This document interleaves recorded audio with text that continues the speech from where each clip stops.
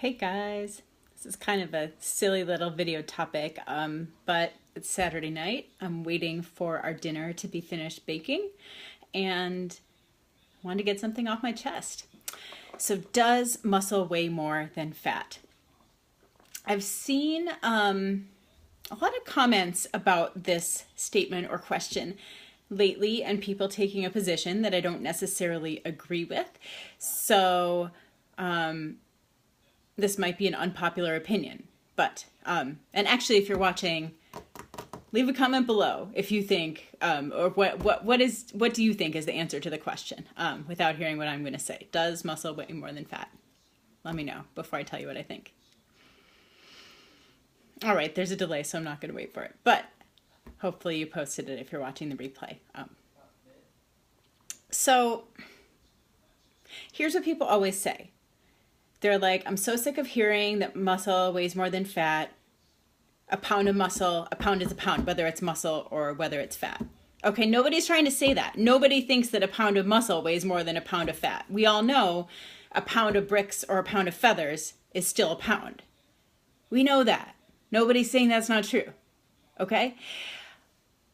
When I say, yes, muscle weighs more than fat, what I'm saying is, if I had an object this size made of muscle, and I had an object this size, exactly the same size, made of fat, which one's going to be heavier? The one made of muscle. Another way to put it is muscle takes up, like a pound of muscle takes up less space than a pound of fat. They do both still weigh the same, but that's really what people are trying to say. By volume, muscle is heavier than fat. That is true, and you'll never convince me otherwise. But I think the bigger issue is, what does this actually mean? Like the reason we talk about this in the first place is when people start to do an exercise program, the scale might start to go up as they're building muscle. And now part of it is when you are ripping up your muscles and your body has to rebuild them, that's how you gain strength. Your body retains water, and so there's some of that going on also, and that's why you might see the scale start to go up. But as you're building muscle, the scale might not go down that much, even if your body composition is really changing. You're gaining muscle and losing fat. So someone could be the exact same weight, just say 150 pounds, just for the purpose of picking a number, like 150 pounds, someone who really has a lot of muscle is going to look very different than someone who weighs the same, 150 pounds, and has almost no muscle on their frame and a higher body fat percentage.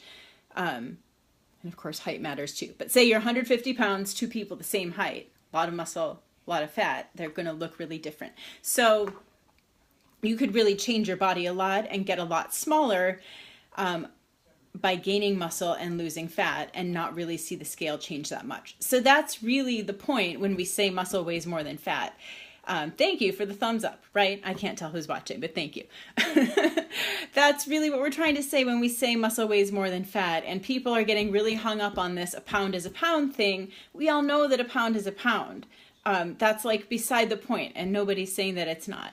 But by volume, muscle does weigh more than fat, and you will never convince me otherwise. So discuss, if you're one of those people who says muscle does not weigh more than fat, and if like don't agree with everything I just said, tell me why. Like, because I think it's kind of like two different ways of seeing the world and the same topic, maybe, but I just don't understand why people get so worked up about it. But then again, I'm worked up about it on the other side. Anyways, that's all I had to say for tonight.